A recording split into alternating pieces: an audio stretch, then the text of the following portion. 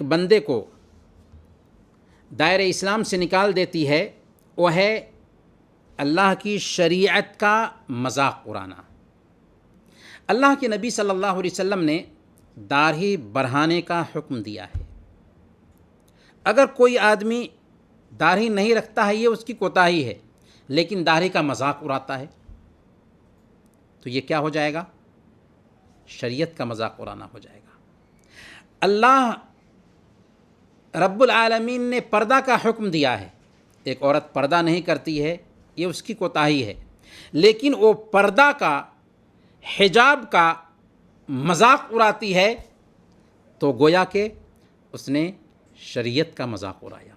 اللہ کے نبی صلی اللہ علیہ وسلم نے جنت میں حور کی صفات بیان کی ہیں۔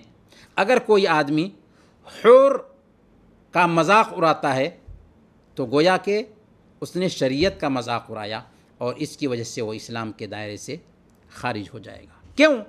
اس لیے کہ اللہ رب العالمین نے بیان فرمایا سورہ التوبہ آیت نمبر 65 اور 66۔